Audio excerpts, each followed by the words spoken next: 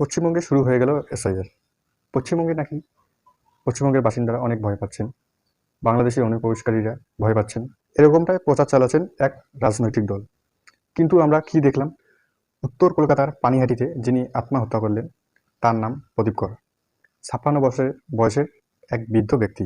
যবে থেকে এসআইআর ঘোষণা হয়েছে তবে থেকে খবরের শিরোনামে যা যা লেখা হয়েছে তা দেখে তিনি ভয় পেয়েছে, এমনটাই পরিবার ও পুলিশের দাবি। এটা নিয়ে যদিও তদন্ত হয়নি এখনো, তবে যে সুইসাইড নোটটি পাওয়া গেছে তাতে আত্মহত্যার কারণ হিসেবে এসআইআর এর কথা বলেছেন। আচ্ছা, আমার বক্তব্য হচ্ছে এসআইআর ভারতের নির্বাচন কমিশনের তরফ থেকে। বিহারের এসআইআর তো আমাদের কাছে জলজন্ত উদাহরণ। আমরা যারা বিরোধী রাজনৈতিক দলে রয়েছি বা সরকারের বিরুদ্ধে রাজনৈতিক দলে রয়েছি বা সরকারের পক্ষে রাজনৈতিক দলে রয়েছি, যারা প্রশাসনের বিভিন্ন পদে রয়েছেন, যারা খবরের বড় বড় চ্যানেল নিয়ে বসে রয়েছেন, তাদের সকলের কাছে তো বিহারের উদাহরণটা রয়েছে। কেন আমরা বিহার নিয়ে আলোচনা করছি না? কেন আমরা একটা কথাই বারবার আলোচনা করছি, 2002 সাল 3 সালের লিস্টে যাদের নাম আছে তারাই দেশে থাকতে পারবে? এই সমস্ত আলোচনা বেশি করা হচ্ছে। কেন এগুলো হচ্ছে? একজন সাধারণ খেটে খাওয়া মানুষ যারা ভ্যান রিক্সা চালায়, আপনাদের জটিল রাজনীতি তারা বুঝতে পারে না, তাদেরকে ভয় দেখাবেন না এরকমভাবে।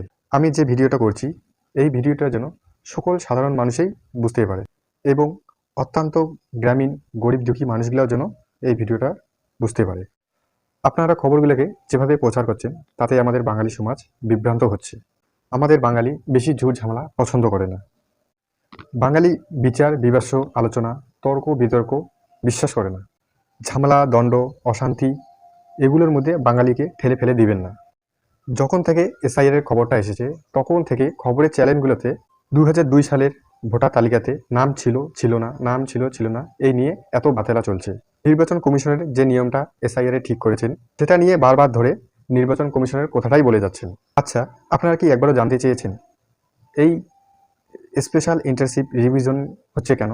সেখানে যে পরিবর্তনটা আনা হয়েছে 2002 সালের গল্পটা কেন আনা হয়েছে? এমনটা তো নয় যে 2002 সালের ভোটার লিস্ট ধরে ধরে এখন 2024 সালে যে ভোট হলো সেখানেও 2002 সালের লিস্ট ব্যবহার হলো, এমনটা তো নয়।